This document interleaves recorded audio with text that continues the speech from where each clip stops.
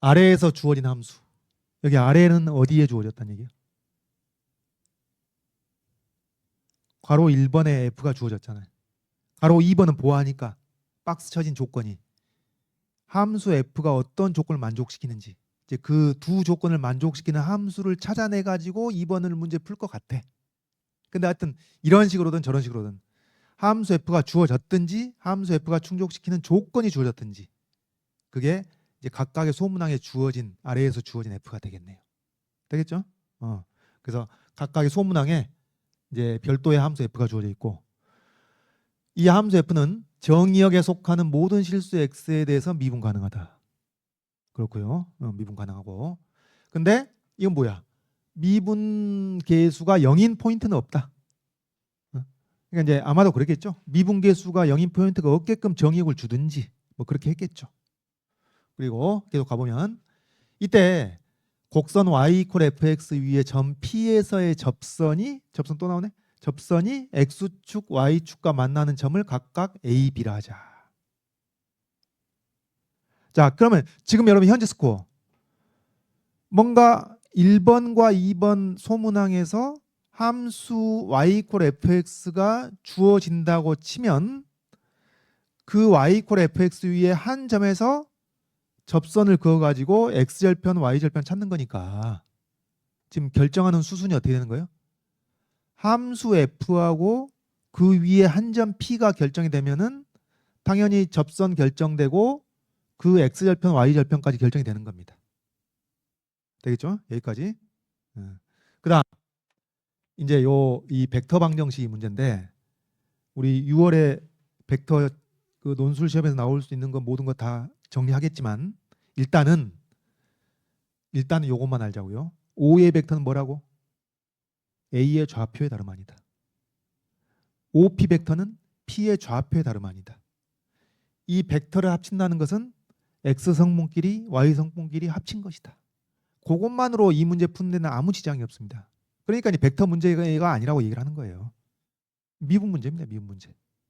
자, 근데 어쨌든 여러분 이 벡터 방정식을 만족시키는 누구? Q. 그럼 딴 건 뭔데? 딴 건 뭐예요? 앞에서 얘기했잖아요. y 이퀄 fx 위에 한 점 p가 정해진다면 그에 따라 a, b가 정해지는 것이니까 지금 이 벡터 방정식에서는 q가 미지수예요. q가. 이해하겠죠?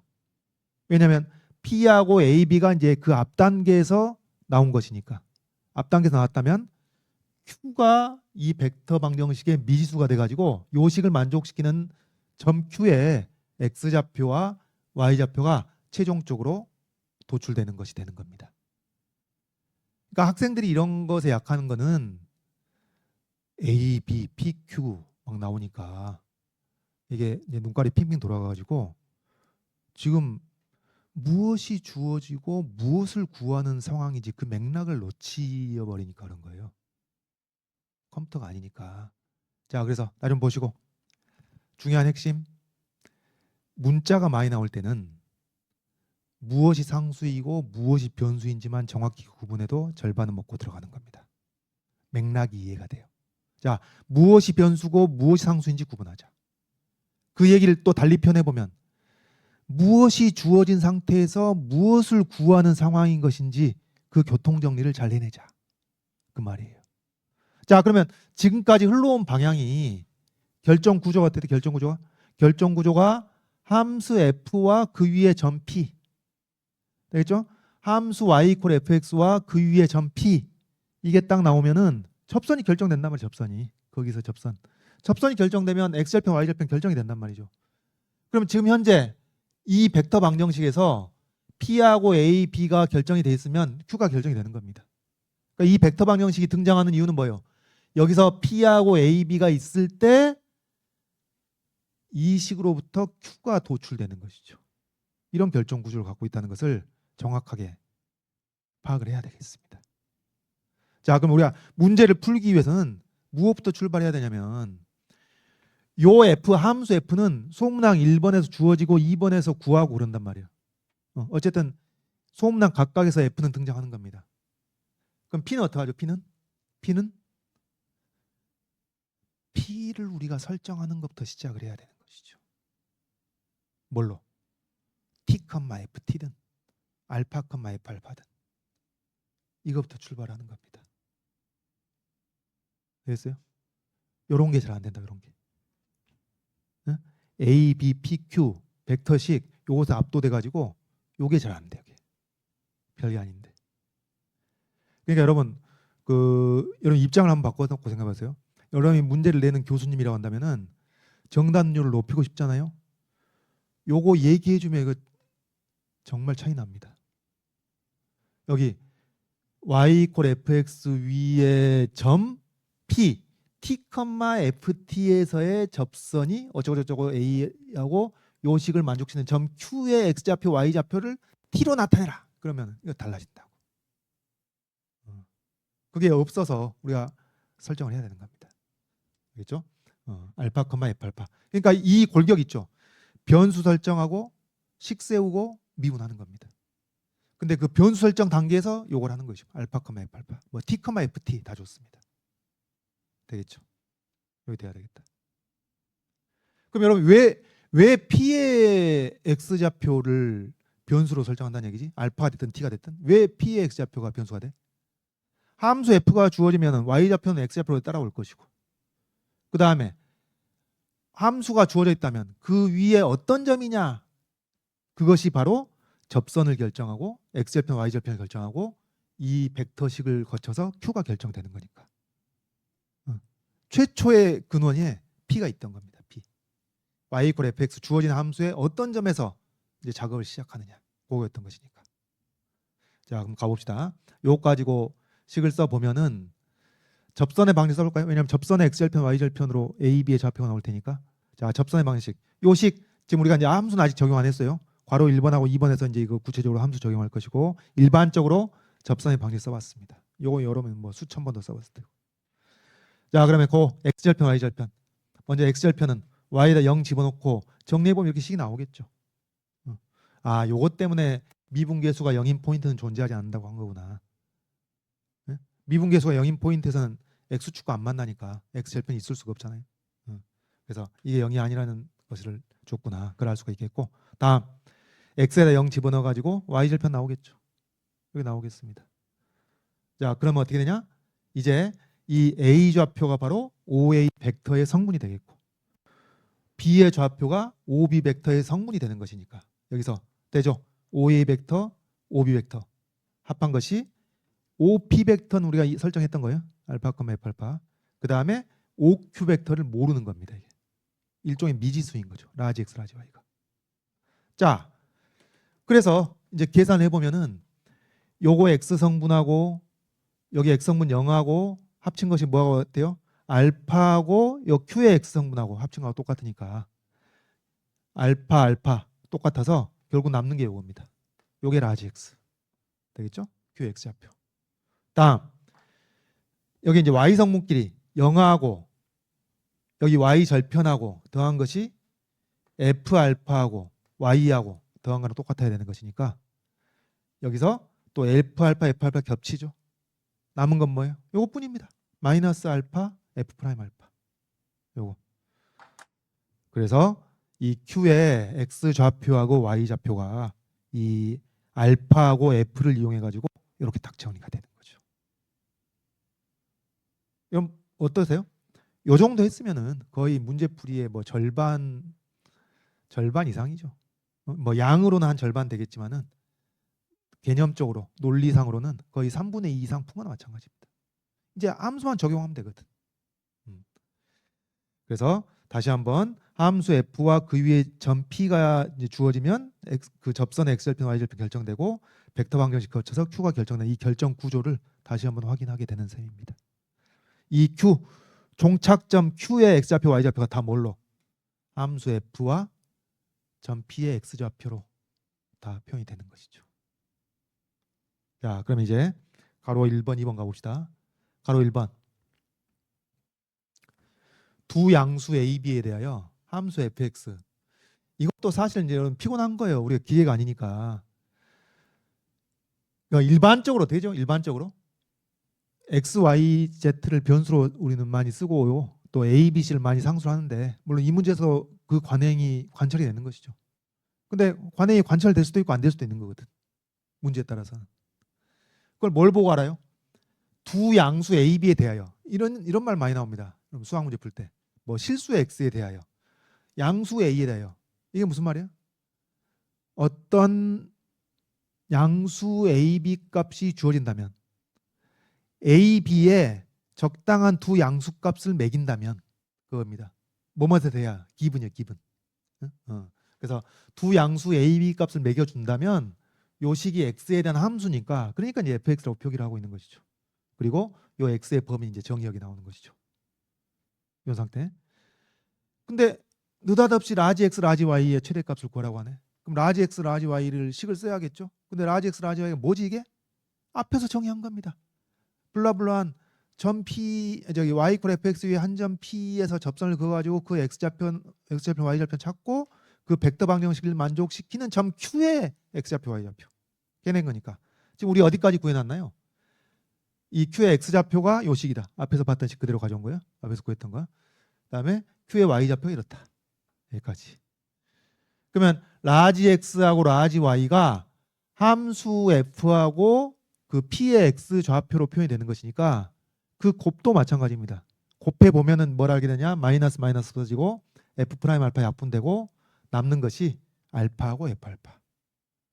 아, 공교롭게도 점 Q의 x좌표 y좌표 곱한 것이 굉장히 복잡한 과정을 거쳤는데 결국은 뭐가 돼? 점 P의 x좌표 y좌표 곱한 거 똑같구나. 공교롭게도 결과적으로 이렇게 된 겁니다. 이거 뭐 외울 성격의 것은 전혀 아니고요. 뭐 이거 외워서 어디다 쓰겠어요? 쓸데없고. 자, 하여튼 결과적으로 이게 나온 겁니다. 그러니까 이거였죠. 점 Q의 x좌표가 P의 x좌표인 그런 건 전혀 아닌데 곱해봤더니 이게 똑같이 나왔다. x좌표 y좌표 곱한 걸로 나왔다. 그 얘기예요. 그러면 이제 이 라지 xy의 최대값을 구해야 되니까 이것을 식을 써야 되겠죠. 뭘 가져와 가지고 요 주어진 fx 가져와 가지고 이제 알파 집어넣어야죠. 그러면은 알파 있고 여기 f 알파죠. 요 주어진 fx에 x자리 알파 집어넣은 것. 요겁니다. 자, 그럼 여러분 요 식을 보고 우리 이미 얘기했지만 항상 문자가 여러 개 있을 때는 이 중에 누가 변수고 누가 상수인지 구분하면 된다. 상수는 a, b, 변수는 알파죠. 알파. 그래서 여러분 이걸 뭐 t 곱하기 ft라고 했어도 충분하고 아니면 x 곱하기 fx라고 했어도 좋고 뭐 상관없습니다. 다 좋다고. 다 좋아. 근데 누가 변수인지만 정확히 알고 있으면 되죠. 자, 그래서 여기 양수 b라 그랬으니까 요것만 꺼내고 요게 알파로 썼으면 이제 이게 알파의 함수라는 것을 인식하고 여러분 여기 칠판에다가는 세 줄로 표시를 했는데 합동처럼 했는데 여기는 신경 안 써도 돼요. 그러니까 이건 이제 무슨 의미냐면은 요것을 라지 f로 정의하겠다니 그런 뜻입니다. 이렇게 이 라지 f로 정의나 문제 없는 것이니까 이걸로 정의한다면 그러니까 이제 보통 이렇게 쓰면 되죠. 뭐 이퀄 두 줄로 하고 이퀄 라지 f 알파라 하면 그리고 이제 라지 f 프라임 알파를 쓰겠죠. 이렇게. 다 마찬가지입니다. 좋습니다. 다 그런 의미고. 그래서 미분하면은 이제 고배 미분을 쓰겠죠. 여기 알파 없어지고 루트 붙이고 그다음에 b 알파하고 루트를 미분해 가지고 2 루트분의 그다음에 여기 알파 2창 미분한 거 이게 나오겠고 뭐 이런 식도 여러분 한두 번 해본 게 아니고 그럼 어떻게 해요? 여기 2 약분하고 나서 루트를 분모로 해가지고 통분을 하죠. 그럼 여기 제곱된 부분이 나올 것이고 제곱된 부분이 만들어지면은 여기 루트가 분모로 가고 그 다음에 여기 비공통인수가 있고 얘가 제곱이 된 데에다가 마이너스 a 제곱분의 알파 제곱이 하나 더 붙으니까 여기가 이제 2배가 되겠죠. 2배가 돼가지고 이런 뭐 유사한 계산 여러분 많이 해봤고 그다음 뭐 하려고 미분했어요? 도함수가 0이 되는 포인트 찾아가지고 그 전후의 부호 변동 살피려고 한 것이니까 여기는 여러분 정의역을 봤을 때 알파가 0과 a 사이에 있으니까 이건 항상 양수가 되겠습니다. b도 양수고 0이 될 수 있는 건 부호 변화는 여기서만 발생하겠죠. 얼마일 때? 알파 제곱이 2분의 a 제곱일 때. 알파 제곱이 2분의 a 제곱일 때. 즉 양수 알파가 루트 2분의 a일 때. 그때 0이 되겠습니다. 그리고 여기 이제 보시면 되겠지만은 뭐예요? 마이너스니까 위에서 밑으로 내려가서 플러스에서 마이너스로 바뀌는 포인트가 되는 것이고 따라서 요 라지 F가 즉 이 준식이 증가하다가 감소를 하는 거니까 유일하게 존재하는 극대이자 최대값을 갖는 포인트. 그래서 이것도 뭐 답안지를 이거 말로 써도 되고 이렇게 부등식으로 써도 되고 이것의 의미는 뭐 F 알파가 루트 2분의 A일 때 최대값을 갖는다라는 의미죠. 그래서 루트 2분의 알파를 이제 여기다가 알파 자리에다 대입해서 정리해 보면은 2분의 AB가 되겠습니다. 근데 AB 값 얼마지? 이렇게 헷갈리면 곤란하단 말이죠. 상수입니다, 상수. 풀이 끝난 거예요. 답입니다, 이게. AB는 상수라는 것은 시종 일관 맥락이 바뀌질 않았어요. 이제 문제가 복잡하면 그 맥락이 바뀔 때가 있죠. 네? 앞부분에서는 상수 취급했는데 뒷부분으로 가다 보니까 걔가 이제 다시 변수 역할을 하게 되네. 이제 그럴 때가 있는데 여러분 매개의 변수로 이루어진 문제 풀 때 항상 자주 경험하듯이. 근데 여기서는 그런 일은 벌어지지 않았고 시종 일관 상수였던 것이고 따라서 이게 답이 되겠습니다. 자, 1번 이렇게 됐고요. 보안이 뭐예요? 보안이 핵심은 이 함수가 특정되기 전에 구체적으로 주어지기 전에 문제의 그 소문항 위에 있는 진수를 토대로 가지고 P의 좌표를 변수로 설정하는 것으로부터 해서 X절편 Y절편 구하고 벡터 방정식을 만족시키는 Q의 좌표를 파악하는 것. 그게 핵심이었던 겁니다. 결국은. 요즘 함수 주어진 건 아무것도 아니죠. 자, 이제 두 번째 2번으로 갑시다. 뭐가 좀 달라지겠죠? 뭐가 달라졌나요? F식을 준 게 아니에요. F식을 준 게 아니고 F가 만족시키는 조건을 줬습니다. 1번, 2번 조건. 이걸 해석해야 되겠네. 첫 번째 조건. 그 전에 문제 위에 양수 범위에서 정의된 함수 fx가 다음 조건을 만족시킨다. fx 양수다. 그러니까 다시 말해서 정의역도 양수집합, 공역도 양수집합 이런 상태인데 첫 번째 조건 그냥 함수값 하나 줬네요. 뭐 여기서 더 얘기할 게 없죠. 두 번째 조건 봐야죠. y 이퀄 fx 위의 점 p에 대하여 라지 x 라지 y 이퀄 상수. 라지 x 라지 y는 뭐지? 당연히 앞에서 그 내용이 그대로 관철되는 것이죠. 소문항 위에 있는 부분은 문제 전체에 관철되는 것이니까. 뭘로? 뭐 접선의 x절편 y절편 해가지고 벡터 방식 거쳐서 나온 겁니다. 그겁니다. 그럼 그 식은 똑같잖아요. 라지 x가 이제 뭐가 있었고 라지 y가 뭐가 있었는데 여기서 곱이 바로 나오니까 이게 뭐 t, ft든 알파, f 알파든 그게 된다는 건 우리 이미 알고 있고. 근데 이 두 번째 소문항은 뭐야? 얘가 상수라는 규정성을 갖는 겁니다. 얘가 상수. 근데 상수라고 했는데 이게 2번 조건인데 그 값이 1번 조건에서 나오네.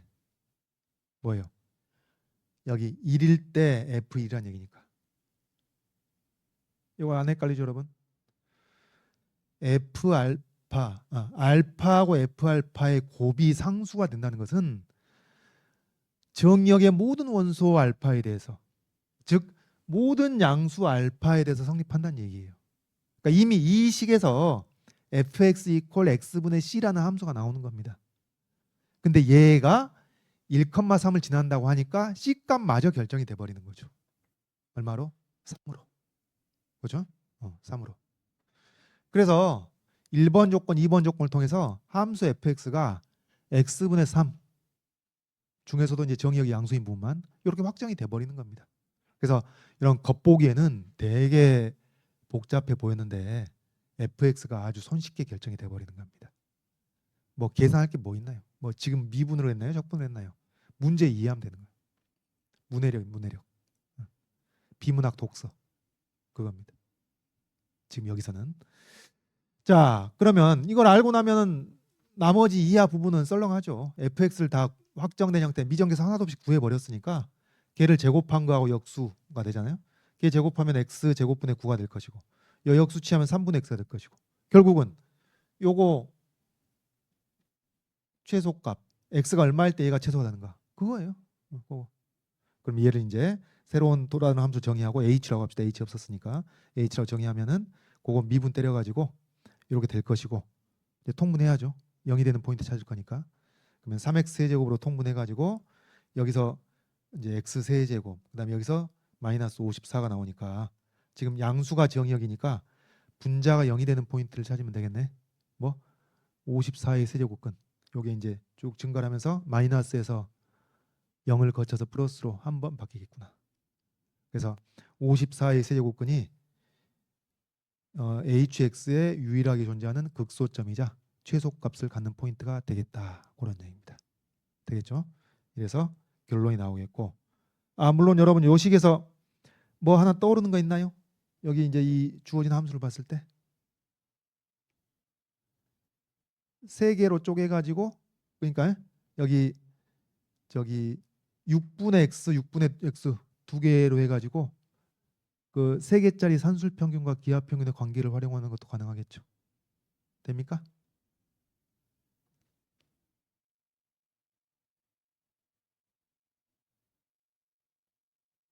되나요?